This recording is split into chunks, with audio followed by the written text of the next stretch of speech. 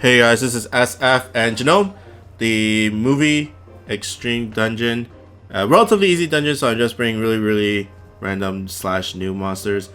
And it's gonna be Shikari Genji, Ra, and then Harley X, which Ra I got from the movie hatcher. After that video, I tried to roll for a few more epicas to ascend. A few more epicas to Luck 90M, and then I brought Leslan X, which is a very good monster for this dungeon because of no Graveyard and the Dark Slayer, and a lot of damage too. The Energy Circle M is a light as well, and the lock-on laser is also good because there's no laser barriers and whatever. Of course, you can bring Arthur and all that stuff, but you know, why not bring some new monsters into the fray? So first map is not that bad. Genome does move around. That's his main gimmick, I guess, movement and the blocks. And that's basically it. So, and then there's Warp. So Kamui is probably one of the better monsters. Especially you can bypass the gravity barriers, blocks, and there's also another thing, and that is the center, the weak spot. The weak spot is in the center of, it's right inside the hitbox of Genome. So you gotta have laser bump combos to get through that. Of course, it doesn't deal more damage if you hit the inside when you compare it to a normal weak spot, but it basically smooths, makes it go faster. And Kamui is the only no gravity bear, plus no warp and a pierce monster. Of course, there are, you know, like light slayers that are no gravity barrier, like what's his name, Miyamoto Musashi. But sometimes there are, most of the time there are warps around, which is nice.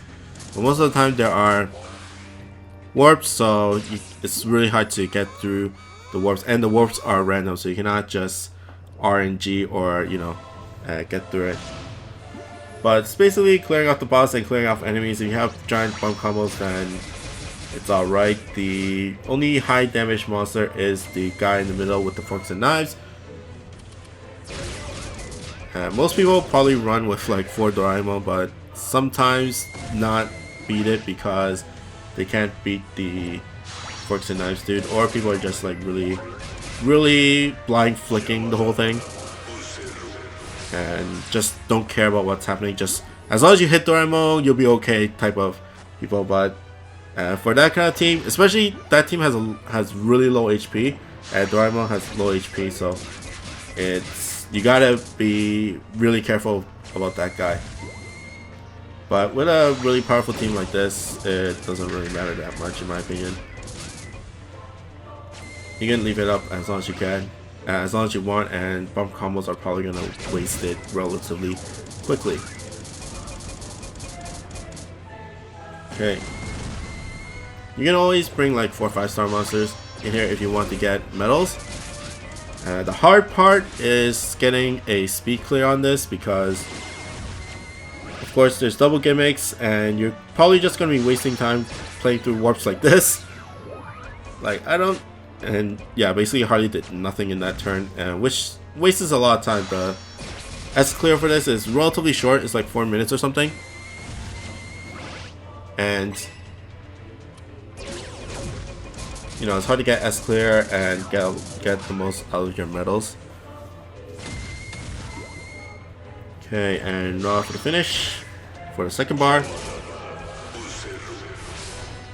But you know, see, only 35 seconds left for the last bar, which I'm pretty sure I won't be able to do, especially with Harley nowhere close to Genome.